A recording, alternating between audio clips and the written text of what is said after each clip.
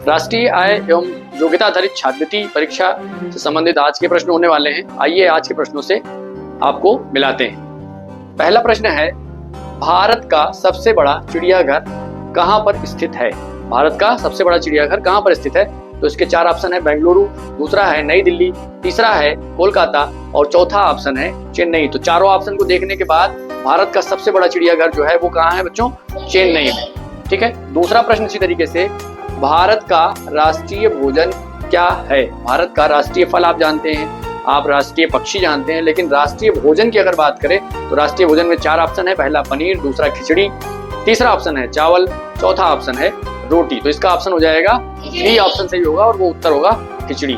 Next question है आपका, भारत की प्रमुख फसलें या प्रमुख फसल कौन सी है? भारत की प्रमुख फसल 4 ऑप्शन है। पहला गेहूं, दूसरा मक्का, तीसरा बाजरा और चौथा ऑप्शन है चावल। तो जो मुख्य फसल है वो कौन सी है छात्रों? चावल होगी। डी ऑप्शन इसका सही होगा।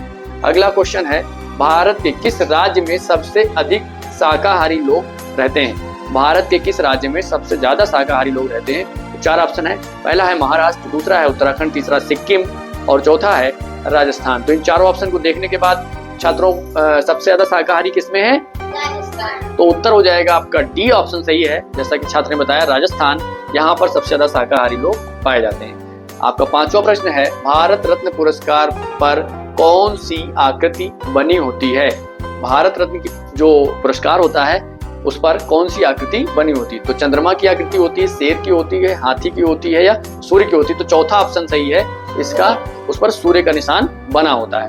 अगला प्रश्न संख्या 6 आ गया, भारत में सबसे सस्ता पेट्रोल किस राज्य में मिलता है? सबसे सस्ता पेट्रोल किस राज्य में मिलता है? 4 ऑप्शन है, कश्मीर में, गोवा, उड़ीसा और डी ऑप्शन है गुजरात में। तो इसका ऑप्शन संख्या बी सही हो जाएगा।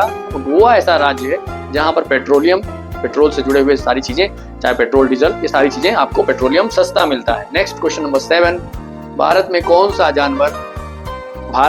से जानवर को खरीदना जुर्म माना जाता है? भाई किस जानवर को आप खरीदेंगे तो आप क्राइम की श्रेणी में आ जाएगा?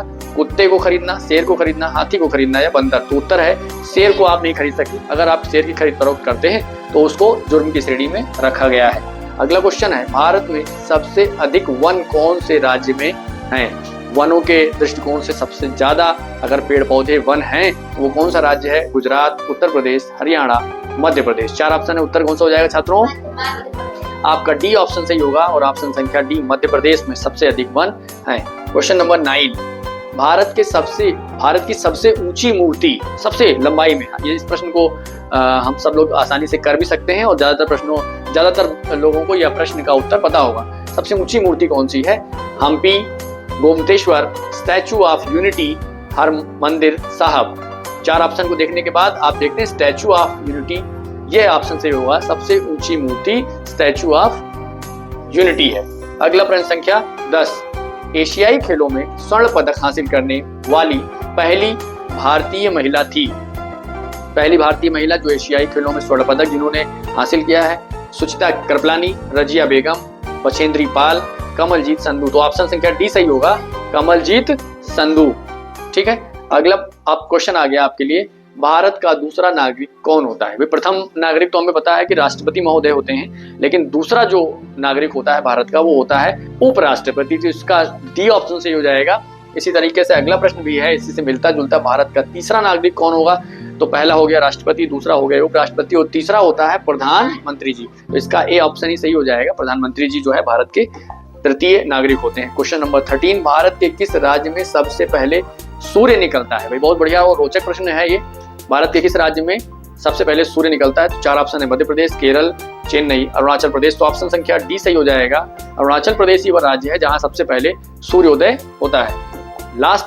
सेकंड लास्ट क्वेश्चन, भारत के मध्य से कौन सी रेखा गुजरती है? भारत देश के मध्य से कौन सी रेखा गुजरती है? 4 ऑप्शन है, ग्रीनविच रेखा, भूमध्य रेखा, कर्क रेखा और मकर रेखा। तो आंसर क्या हो जाएगा छात्रों? कर्क रेखा। आपका ऑप्शन संख्या सी है जो कि भारत के मध्य से गुजरती है। अगला लास्ट क्वेश्चन, कर्क रेखा कितने राज्यों से होकर गुजरती है? तो हम सबको पता है कर्क रेखा जो गुजरती है वो 8 राज्यों से गुजरती है। ऑप्शन संख्या बी सही होगा। और 8 राज्य कौन कौन से हैं उनकी भी जिक्र कर लिया जाए। पहला है गुजरात, जिन राज्यों से कर्क रेखा गुजरती है, दूसरा है राजस्थान, तीसरा मध्य प्रदेश, चौथा छत्तीसगढ़, पांचवा झारखंड, छठा राज्य है पश्चिम बंगाल, सातवां है त्रिपुरा और आठवां है मिजोरम। ये 8 राज्य हैं जिनसे कर्क रेखा गुजरती है। ठीक है, तो आपको उम्मीद है वीडियो पसंद आया होगा। बहुत बहुत धन्यवाद।